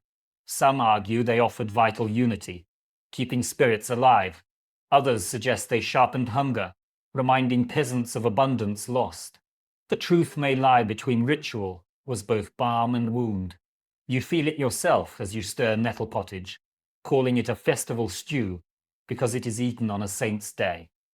The children clap hands, smiling faintly, though their bowls are no fuller than yesterday's. A curious tale lingers in oral tradition. During a midsummer famine feast, villagers danced around a fire with empty bowls, banging them with spoons to mimic music.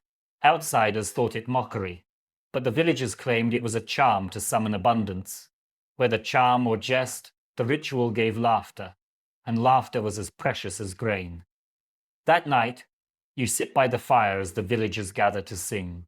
Voices are thin, cracked by hunger, yet they weave together into something strong. For a moment, the air hums with life, not despair. You sway with the song, eyes closed, letting it carry you. The bowl in your lap may hold only broth, but your spirit feels briefly fed. As you lie down afterward, you realize the paradox. Famine strips food away, but not ritual. Even hollow feasts still shape the year, still remind you that life continues. You drift to sleep thinking of the parsnip lamb, the empty bowl dance, the brittle laughter. Hunger may hollow the body, but tradition keeps the soul tethered. The midsummer songs still echo faintly in your ears, but the joy of ritual fades quickly when you return to the reality of your hut. The bowls are still too light, the pot still too thin, and the gnawing inside your belly never loosens its grip. Hunger forces not only innovation, but also cruel arithmetic. When there is not enough for everyone, decisions must be made, decisions that cut deeper than any knife. Records from famine years reveal a harsh truth. Families often rationed food by age and strength. The working adults, those who could labor in fields or barter in markets, received larger shares, while the youngest and the oldest were quietly given less. It was not spoken openly, but it was practiced in silence, an act of survival disguised as necessity. You notice it in your own household. Your spoon pauses before a child's bowl. The ladle lingers longer over your own. Your heart twists, but your hand does not stop. An unusual detail preserved in folklore speaks of hunger hierarchies within families. Children old enough to work were fed better than toddlers, who were considered less likely to survive. Elders often volunteered to eat less, muttering, "Better the young live than the old linger." Some even slipped their portions to grandchildren in the dark, a quiet sacrifice that left them weaker each dawn. You recall the old woman down the lane who gave away her bread heel yesterday. This morning, she could not rise from her straw bed. Scholars remain uncertain how deliberate these sacrifices were. Some argue they were conscious strategies, cold calculations in desperate times. Others suggest they happened naturally, the frail unable to fight for food, the strong surviving by sheer instinct. The debate lingers, but the result is undeniable. Famine thinned families unevenly, sparing some, claiming others. One peculiar anecdote tells of a village where elders gathered in the churchyard and agreed to halve their rations so children might eat more. They called themselves the fasting saints, though no canonization ever came. Their gesture became legend, retold as both noble and tragic. You imagine the sight of grey heads bowed, empty bowls at their feet, hunger worn as a crown of sacrifice. You see it in your own hut. The oldest among you pushes his bowl away, pretending he has no appetite. The children seize the chance, dipping their spoons eagerly. You protest weakly, but he silences you with a look, eyes steady, lips thin. The fire crackles, the broth simmers, and the silence grows heavy. Hunger is cruel not only because it empties bellies, but because it forces love to bend under its weight. That night, you lie awake, listening to shallow breathing near the hearth. You know tomorrow he will eat even less, and the next day less still. Love can give away food, but it cannot give away survival. The famine year has taught you that endurance sometimes demands sacrifices that leave scars deeper than hunger ever could. You close your eyes, the guilt pressing heavier than any emptiness, and you whisper into the dark, "Forgive me." The old man's quiet sacrifice still lingers in your mind as you wake to another grey morning. Hunger has become more than an emptiness in the body. It now feels like a fog in the mind, a weight pressing on your spirit. When food is gone, people turn not only to roots and bark, but also to forces unseen. The leaf itself becomes a kind of nourishment. Parish records and folk tales alike reveal that in famine years, superstition flourished. People carried herbs in pockets, muttered charms before eating, or hung amulets above doors to keep hunger at bay. You see neighbors tying bunches of garlic and juniper above their thresholds, the smoke from dried sage curling through their huts as if it might drive famine out like an unwelcome spirit. You catch yourself whispering a rhyme your grandmother taught you: sting of nettle, bite of thorn, carry hunger far from home. The words taste strange on your tongue, yet you cling to them. One curious detail from medieval superstition is the belief that certain stones could protect against starvation. Quartz, worn in a pouch, was thought to strengthen the body. Mothers sometimes gave smooth river stones to children, instructing them to suck on them when hunger grew unbearable. The saliva mingled with minerals, fooling the body into thinking it had eaten. You watch a child now, lips wrapped around a pebble, eyes closed in fragile concentration. Researchers remain divided on how sincerely people believed these charms worked. Some argue they were desperate inventions to give meaning to suffering. Others suggest they carried psychosomatic power, easing hunger through comfort alone. Whatever the truth, faith can quiet the belly, if only briefly. You feel it yourself as you trace a small cross into the dirt before lifting your spoon, as though sanctifying the thin broth into something more. An odd anecdote recorded in village lore tells of a woman who swore she could ward off famine by sprinkling powdered mouse bones into her family's stew. The ritual, she claimed, tricked hunger spirits into believing the family had already been fed. Whether anyone believed her fully or simply clung to the idea, her story spread from half to half, repeated in tones half fearful, half amused. You sit in your hut that night, watching shadows flicker on the wall. A sprig of rosemary hangs above the door, brittle and dry. Your stomach is no fuller, but your heart feels steadier, anchored by the small illusion of protection. The children whisper charms before sleep, their voices soft, almost musical. You close your eyes, letting their words wash over you like a lullaby. As the fire dies, you realize famine does not strip away belief. It deepens it. When the fields fail, when bread disappears, when bodies weaken, people cling to anything that promises control. Herbs, stones, prayers, whispered rhymes, they become as vital as food itself. You drift into uneasy dreams, the scent of sage still in your nose, the rhythm of charms echoing in your ears. The rosemary sprig still dangles above your door, brittle and scentless. But superstition alone cannot still the ache in your stomach. As winter deepens, whispers grow darker. They no longer speak of charms or nettles or even snails. Instead, in hushed tones, neighbors mutter of the one path. No one dares name aloud the path of eating what should never be eaten. Contemporary chronicles of the Great Famine of 1315-17 contain scattered, dreadful notes, rumors of cannibalism, whispered confessions, accusations made in courts. Some entries are vague, others chillingly precise. Monks wrote of travelers who vanished on the roads, of children left unguarded who never returned. These stories spread like smoke, impossible to prove yet impossible to ignore.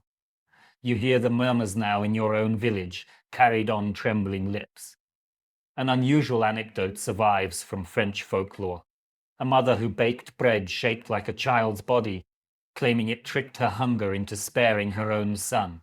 Neighbors swore she was mad, yet also swore she survived the winter stronger than most.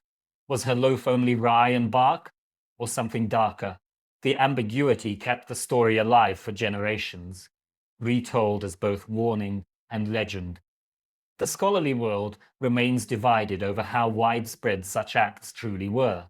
Some historians argue they were rare outliers, exaggerated by chroniclers eager to moralize famine. Others believe silence in records conceals how common it became when survival pressed against the final wall. The debate itself mirrors the fear. No one wants to believe, yet no one can deny the possibility. One peculiar story passes through your village. A traveler swore that in a town to the north, bread was baked with flour cut by ashes, and perhaps with something else. He would not finish his sentence, but his eyes told enough. The villagers around him fell silent, some crossing themselves, others shaking their heads in denial. You remember that silence now, heavy as a stone.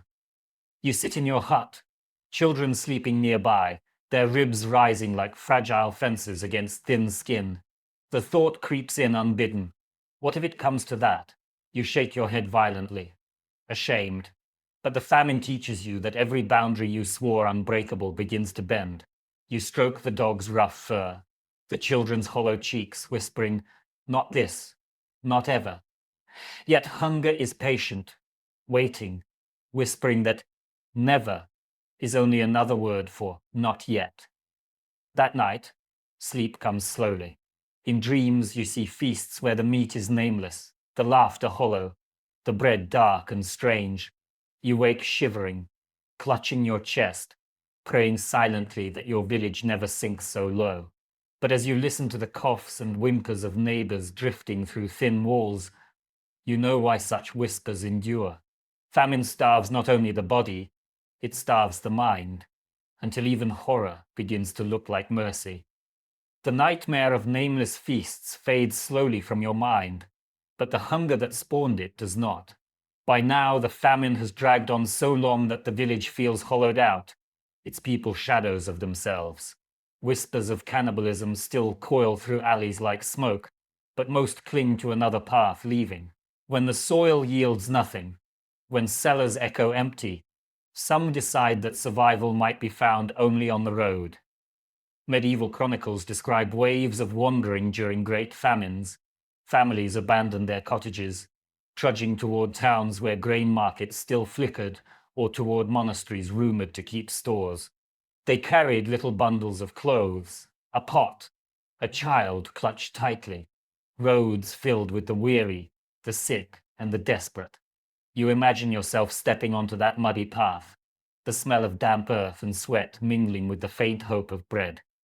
One curious note in parish records observes that migrants often sang as they walked, not songs of joy, but laments half prayer, half dirge. The rhythm of song gave tired legs purpose, carrying people mile after mile. You can almost hear it now, a low chant rising and falling, echoing across the fields, each voice trembling but determined. Scholars remain divided on whether wandering actually improved survival chances. Some argue cities provided markets, arms, and the protection of walls. Others insist cities became death traps, crowded with disease and overwhelmed by newcomers. Perhaps both were true. For some, migration meant salvation. For others, ruin. You weigh this in your heart as you glance at your children, wondering if their chances are better on the road or in the cold hut you call home. An unusual anecdote preserved in northern folklore tells of a village that marched together all at once, abandoning their land entirely. They called themselves God's pilgrims, convinced that leaving was a holy act. Where they ended is unknown. Their story dissolves into rumor. Some say they reached a monastery and were taken in. Others claim they vanished into the forests, swallowed by silence. The tale is retold with equal parts, admiration and dread. You take a step beyond the village edge one morning, just to test the thought. The frost crunches underfoot, and the horizon seems impossibly wide. The air smells of wood smoke from distant cottages, and for a moment, you taste freedom. Yet your legs falter. Where would you go? What would you carry? The thought of wandering fills you with both hope and terror. Back in the hut, neighbors discuss leaving. Some swear they will head toward the nearest market town, others toward the sea, where fish still swim. Arguments rise, voices sharp, before fading into exhausted silence. No one has enough strength to fight, not even for decisions that mean life or death. That night, you dream of roads lined with figures trudging endlessly, faces gaunt, eyes fixed on horizons that never come closer. You wake to the same horizon outside your door. Perhaps you will walk it tomorrow, perhaps never. The famine year has taught you that even movement itself can be a form of survival, and even staying put can feel like surrender. The thought of leaving lingers in your mind, but even those who wander depend on forces larger than themselves. Hunger does not exist in silence. It draws the attention of rulers, councils, kings, and in famine years, proclamations spread like smoke through the villages. Today, a rider passes down the lane, his horse thin but his voice loud, unrolling a scroll edged with wax. You and your neighbors gather, weak but curious, to hear what power intends to do about your empty bellies. Historical records confirm that medieval governments often issued decrees in response to famine. Some set price caps on grain, forbidding bakers and merchants from charging more than a fixed sum. Others threatened punishment for hoarding, ordering hidden stores to be surrendered. In rare cases, carts of grain were dispatched from one region to another, guarded by soldiers against hungry crowds. The rider now declares, "By order of the crown, the price of bread shall not exceed 4 pence the loaf." The villagers murmur, half relieved, half skeptical. A peculiar entry in a 14th century town record describes how such caps sometimes backfired. Bakers, unwilling to sell at low prices, simply stopped baking. Loaves vanished from stalls, and the markets emptied even faster. People starved not because they couldn't afford bread, but because no bread was offered. You imagine your own market square, stalls bare, merchants shrugging as they closed their shutters. What use is a law if no food exists to sell? Researchers disagree on whether grain relief was ever fairly distributed. Some argue wagons of barley and rye reached villages and saved lives. Others claim the carts were diverted to cities, or seized by lords before peasants ever saw them. The truth, as always, seems tangled. Some families received relief, others only rumors. You think of the cart tracks you once saw on the road, and wonder if they led to a hungry town or a noble storeroom. One curious anecdote preserved in oral tradition tells of villagers who overturned a relief wagon, seizing sacks of grain before guards could stop them. They were beaten back, but not before scattering enough kernels into the mud that children scraped them up for days. Mothers boiled muddy barley, washing it again and again, still grateful for what the road had spilled. Hunger makes scavengers of everyone.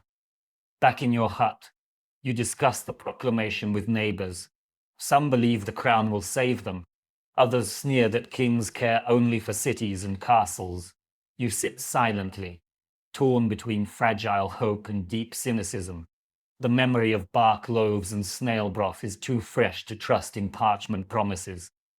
As night falls, the words of the rider still echo. Price caps, punishments, decrees. You lie on your straw bed, wondering if tomorrow will bring carts of grain or nothing at all. Hunger has taught you this. Proclamations do not fill bowls. Yet you cling faintly to the thought that somewhere, someone with power has noticed your emptiness. Whether that notice is salvation or cruelty remains to be seen. The rider's proclamation fades into memory, but what lingers louder are the sounds of the village itself. Hunger does not silence people, it gives them new songs, strange laments that cling like shadows. You hear them first at night, drifting through the narrow lanes, thin voices singing verses about empty fields, hollow bellies, prayers turn bitter. In famine years, words become another form of sustenance, stories carried on melodies when food is gone. Chroniclers of the 14th century sometimes recorded these famine songs, scribbled in margins of manuscripts or noted by monks. They were not hymns of triumph, but of survival, verses that named the ache directly. No bread in the mill, no meat in the pan, one refrain went, repeated until it felt like both lament and lullaby. You imagine yourself humming it under your breath, the rhythm steady as footsteps, the words a shield against despair. One curious detail from village lore is that children often turned famine into rhyme games. They skipped stones while chanting about nettle soup, or teased each other with songs about bark bread. Their laughter mingled with hunger, creating a dissonant music that unsettled adults but comforted the young. Even misery, it seems, could be wrapped in play. You watch children now, clapping hands in rhythm, their cheeks hollow yet their eyes briefly bright. Scholars continue to debate the role of these famine songs. Some argue they served as oral records, preserving memory of hardship for future generations. Others believe they were coping tools, giving voice to what could not be endured in silence. The lack of written music leaves uncertainty, but the persistence of such rhymes in folklore centuries later suggests they mattered deeply. An odd anecdote passed down in northern tales tells of a village that sang so loudly during famine that passing merchants mistook them for celebrating. Shamed, the merchants opened their wagons, sharing grain with those who had tricked them with false joy. Whether the story is true or not, it carries a strange lesson. Sometimes performance feeds the body as much as the spirit. You find yourself humming one of the laments now as you stir the evening pot. The words slip easily into your throat, carrying the ache out with them. The children join, their voices fragile but determined, filling the hut with a kind of fragile harmony. The broth may be thin, but the sound feels thick, as though each note adds weight to the meal. That night, lying on straw, you still hear the faint echoes of neighbors singing in the distance. The hunger is not gone, but it feels less lonely when it has a melody. You close your eyes, chest rising and falling in rhythm with the unseen choir. Famine, you realize, starves the body, but not always the voice. In song, you taste a kind of survival that grain alone cannot give. The songs linger in the night air, fading only when dawn breaks pale and thin. By now, the famine year has carved itself into your bones. Every day has been measured in roots and weeds, bark bread and snail broth, arms and whispers, dreams and despair. And yet, like all winters, this one must finally yield. As spring pushes its first fragile shoots through the soil, you feel something shift, the promise that hunger may end. Historical accounts often describe the first true harvest after a famine as nearly miraculous. Villagers spoke of kneeling in the fields, kissing the earth that offered grain again. You imagine yourself stumbling into the field, running rough fingers over tender stalks of barley, hearing the dry hiss as they sway in the breeze. The smell is sharp and grassy, but to you it is sweeter than any feast. One unusual story in parish records tells of a community that baked a single great loaf from the first flour milled after famine. dividing it so every villager received a bite. Children danced with crumbs clutched in their fists. Old men wept openly, and women blessed the oven as though it were an altar. You close your eyes and picture it, the heat of the loaf in your hands, the crust cracking, the taste flooding your mouth like sunlight. Researchers remain divided on how quickly recovery came after famine. Some argue that even after harvest, malnutrition lingered, bodies too weakened to bounce back. Others note that hope itself, combined with bread in the belly, revived people faster than expected. Whatever the truth, that first loaf became more than food. It was proof that survival had been worth it. A peculiar anecdote whispers in folklore. Villagers claimed that bread baked after famine carried a sweetness never found in ordinary years. Was it truly sweeter? Or did hunger sharpen memory? Perhaps both. You take your own bite now, feeling tears sting your eyes as the warm crumb melts on your tongue. It is just bread, yet it tastes like salvation. The children laugh as they chew, their voices ringing with energy you had almost forgotten. Neighbors gather in the lane, breaking bread, trading smiles instead of rumors. For once, smoke rising from chimneys smells not of bark or weeds, but of honest grain. You look around and realize how much has been lost, but also how much has endured. As night falls, you lie on your straw bed, stomach fuller than it has been in months. The famine year has scarred you, taught you things you never wished to learn: how to boil leather, how to eat worms, how to ration love itself. But it has also shown you the stubbornness of life, the way voices still rose in song, the way even crumbs could bind a village together.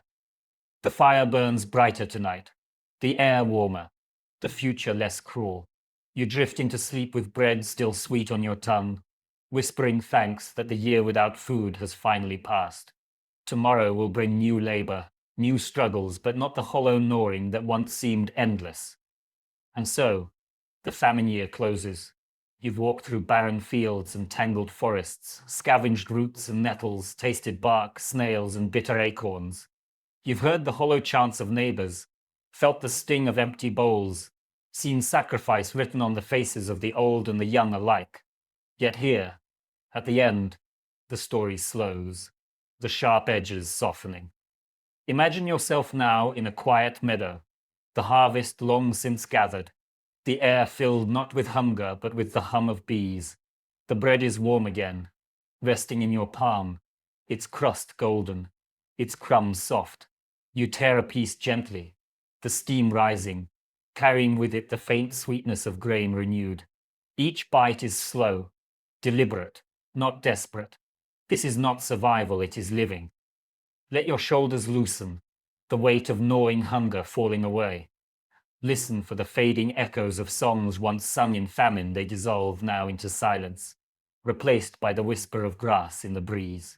Even the shadows of bark bread and boiled leather recede, leaving only lessons that resilience is stitched into human breath, that even in the bleakest year, life finds small ways to continue. You are no longer in a smoky hut, no longer scraping pots or counting crumbs.